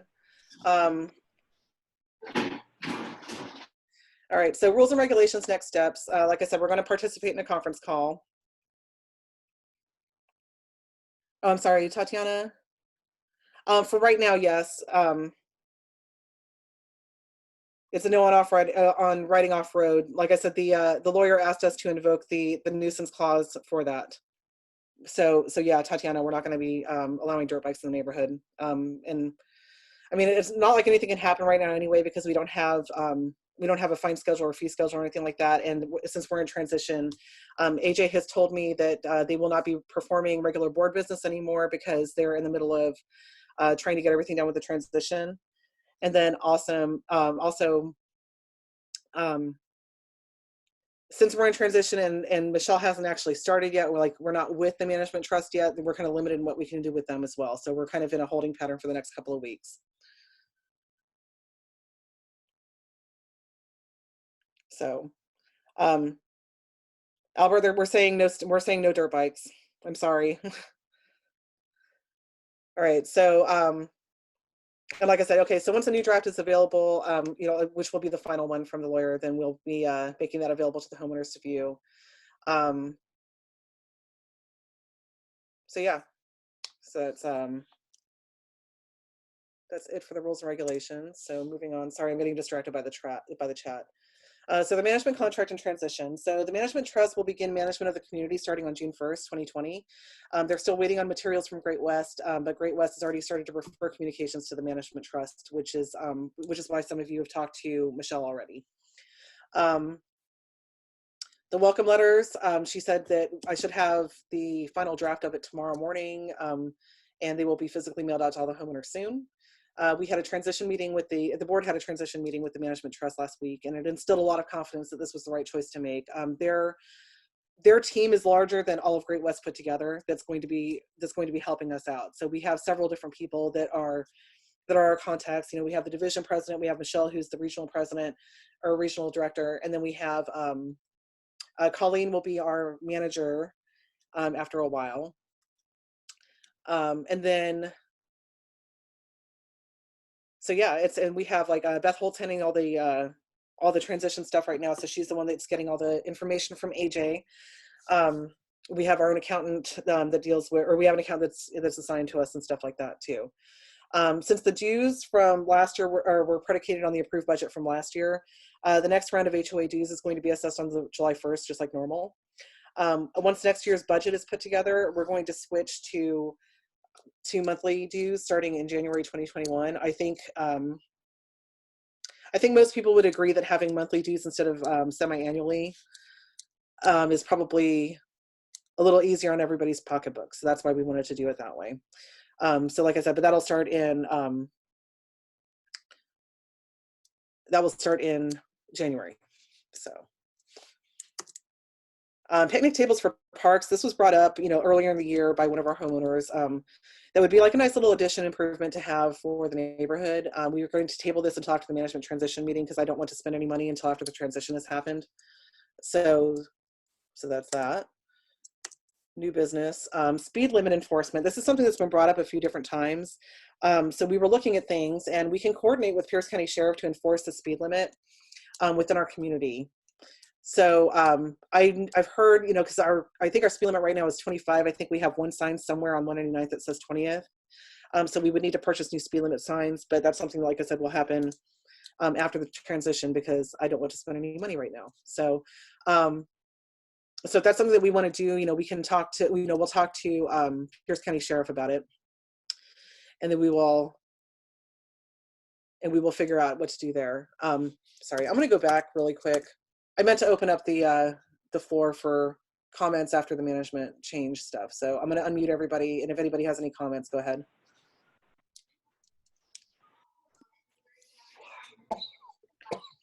Okay, so what was the reason for the management change? Basically, what we're looking at right now,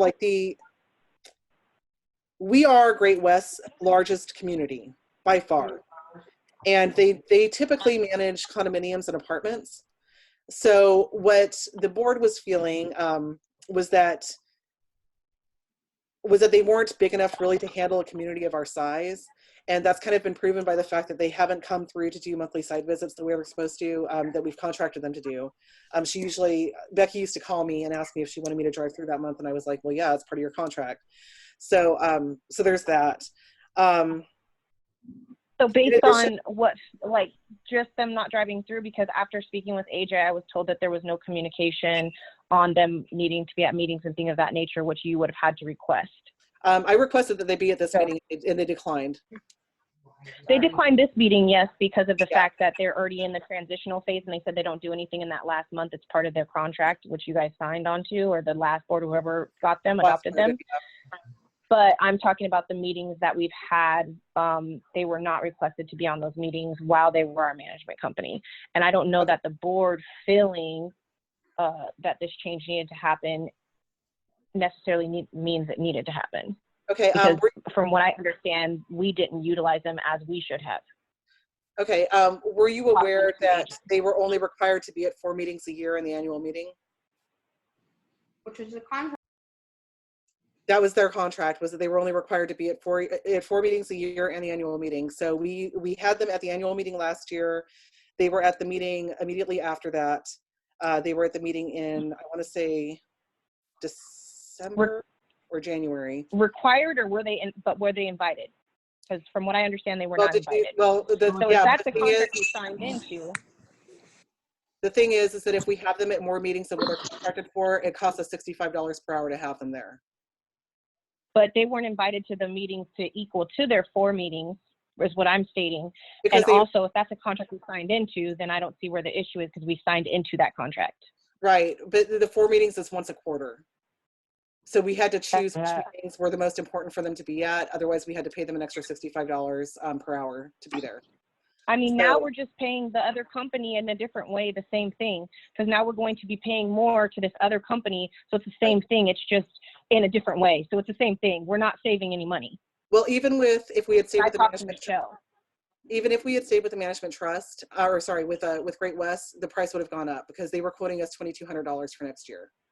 The management trust is $2,375. Well, none of us know that because none of us have any correspondence to that. So I'm going to call that hearsay until I will see something. But my other comment about it is also talking with Michelle. This is also something that came about from Autumn Wood, where she said that she managed you before. So I have never worked with Michelle before. Autumn Woods had the management trust before. I was on the board at Autumn Woods for a year and a half before I resigned because I have MS and I had an exacerbation where I had to be in the hospital. I have never worked with Michelle before. I've never worked with Mark before. We had a different manager at the time, so I don't know anything about Mark or Michelle or how they do things or anything like that. But I do know that the Management Trust overall is a very good company. They span across the Western United States, and they have just way more resources at their disposal to be able to help us out with making things go well with our community. Well, I don't see how we would. Go ahead. Sorry. Yeah, one of the issues that we had with Great West as well is the way that the previous board negotiated their contract. Yeah. They had a right to keep 50% of any fees or fines that they collected. Yes. And we didn't feel that that was fair for them to be able to keep that because that's HOA money. And so that's one of the reasons why I personally supported the switch over to that, to the new company. Jenny had a question. I did not sue an HOA. We were stationed in Hawaii for 3 years from 2013 to 2016. And while we were there, we were renting our house out in our old community, and we had a property management company there.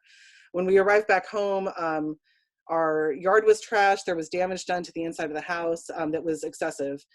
So we sued the property management company in that case and won the suit because they damaged our house. So they damaged our house while they were trying to fix it. So that's the answer to that question. Is there anything else? You're welcome, Jenny.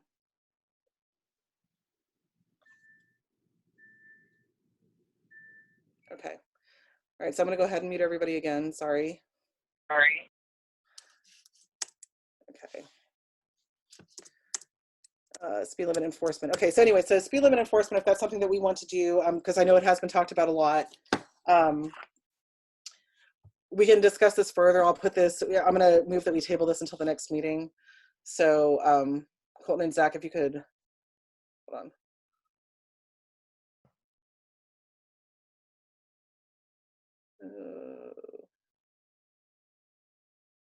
Colton, can you unmute yourself? I'm unmuted. Oh, okay. Yeah, so I'm going to go ahead and move to table this to the next meeting. I'll second that. Okay.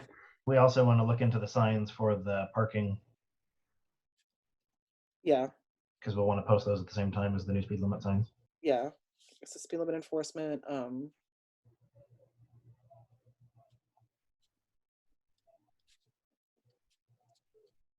Okay, so all in favor? Aye. Aye. Aye. All opposed? Okay. So we'll table that until the next meeting. Front lawn landscaping. A homeowner brought up possibly paying to have a landscaping company maintain the front lawn in the community, front lawns in the community. We will get quotes for this, but we are aware that this will likely increase the landscaping budget by thousands of dollars. I said that I would do this, so I want to stand by what I said I was going to do. So like I said, we'll get quotes. I will say right now that it sounds like the general feeling in the community is they do not want somebody else taking care of their lawn, and they don't want somebody, or they don't want to be paying to take care of other people's lawns. So now, Judy, in the CCNRs, doesn't it state that we have the right to, if someone isn't maintaining their yard, we can just cut it for them and then charge them for it? Yeah, if somebody's not maintaining their yard, and it Probably becomes the better option. right, and if it becomes like a real problem, I guess we would have the right to do that per the CCNRs. But I don't think that it's prudent to do that. I think it's yeah, I don't think it's a good idea for us to do that. I wouldn't want to do that. I'll say that. So so yeah, so we will get quotes on that. But like I said, that doesn't mean no decisions being made right now. So we're just going to get quotes on it to be able to bring forth to community to show how much it would. I agree, Brandon. I wouldn't want somebody else cutting my grass either. So yeah. So we'll look at that later. Okay, so quotes for everyday maintenance. There's a lot of stuff that Fred did around the community that kind of helped out with our everyday maintenance. Like we haven't had to have a street sweeper through here in a while. So something that I want to do is to get quotes on the catch basin cleaning, street sweeping. We know that a lot of debris ends up in the retention ponds, especially during the summer months. So we want to be able to take those out, restocking the doggy bags in the parks and anything else that he did. So what I'm going to do is I'm going to reach out, since Mac Moore's already got our landscaping already has our landscaping contract. I want to reach out to them to see if they provide any of these things. I can contact Pierce County about the street sweeping because I know they have somebody you can hire for street sweeping. So we'll do that. So yeah, that's just getting quotes. No decisions made there. Gate fixes. This was brought up by several homeowners, several meetings in a row. We're going to get in touch with Guardian this week to fix the gate so the homeowners don't have to be inches away from the gate to open it with a remote. We are one of the people affected by this too. So I'll get in contact with Guardian and see what we need to do to get that fixed. And that is it for this meeting. So it is 8:18, and I'm going to move to adjourn this meeting.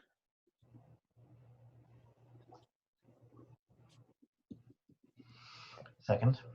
Okay. Okay, all in favor? Aye. Any opposed?